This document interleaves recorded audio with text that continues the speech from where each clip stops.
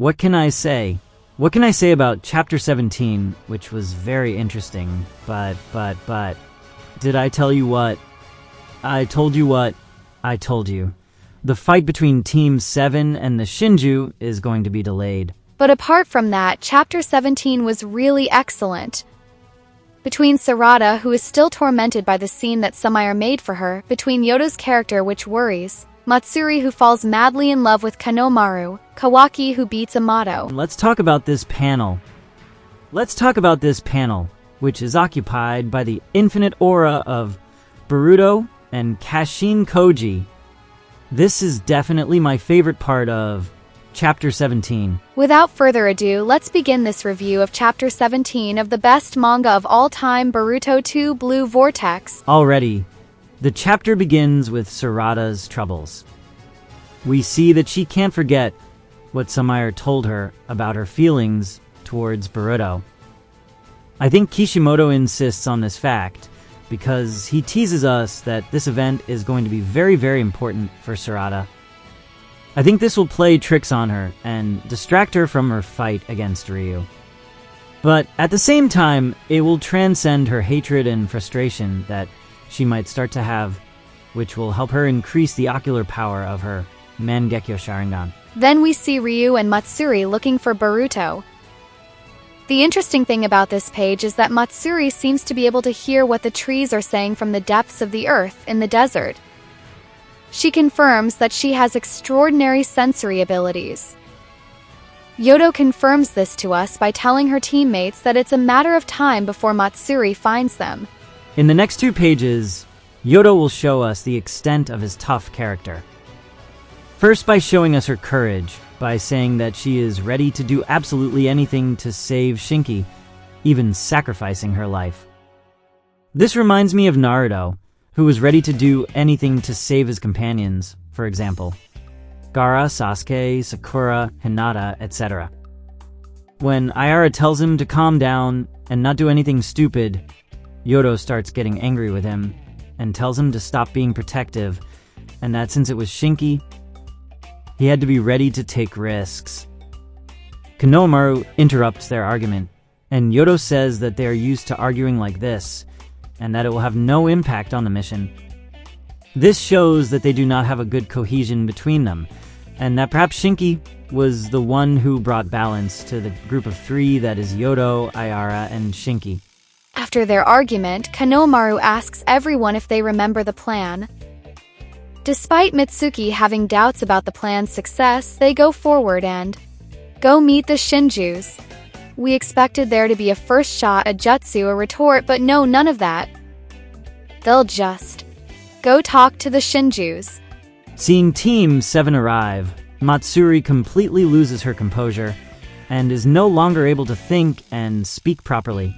Is it because she is invaded by Team 7's aura? No, far from it.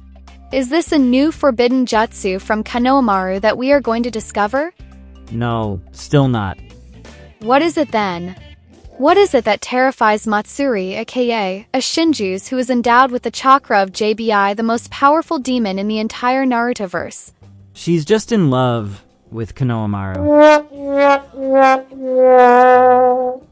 But what's as interesting that Shikamaru had anticipated it before sending Team 7 to Suna.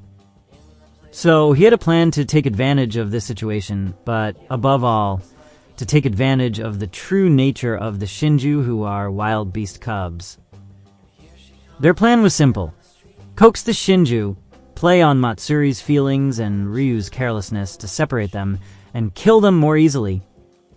They have to kill Ryu first. They planned that they will be 4 against 1. After killing him, they will come to join Kanomaru to kill Matsuri 5 against 1. I have to admit that this is pretty well thought out on Shikamaru's part. He's showing us his strategy planning skills again. Shikamaru is the mastermind of the entire Naruto-verse. Unless Amato is 3 steps ahead. Team 7 managed to capture the Shinju's intention. So Kanomaru is alone with Matsuri, and Sarada and Mitsuki are with Ryu. Ayada and Yodo are in a corner, camping, waiting for the right moment to strike. Afterwards, we see Ida in the company of Kashin Koji's Toad. Kashin Koji's Toad asks her to activate her Senrigen so that she can inform him of what is happening in Suna. Ida is still affected by his encounter with Mamushi and asks Kashin Koji if he is sure that Mamushi is not in Suna, which Kashin Koji confirms that he is in his base. And then, pure moment of aura!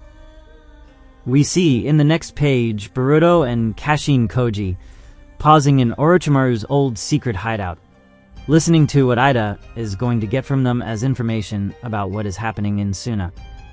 The three singularities of destiny are therefore united to ensure that everything goes as planned. But here, Boruto makes a scene for us a bit like Somair, but this time he doesn't make a boring declaration of love to Kashin Koji, but he's going to ask him a really disturbing question for Kashin Koji. He said to him, "What happens next?" Kashin Koji will explain to him what will happen.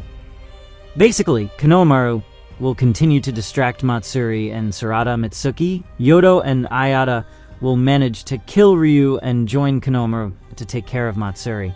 But Boruto will ask Kashin Koji for more details by asking him, what's the chance they fail, percentage-wise?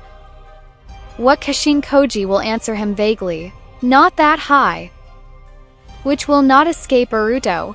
Boruto will come out with his cold side, his Sasuke side, and will tell him to stop answering off the mark and tell him what the odds are that they will fail.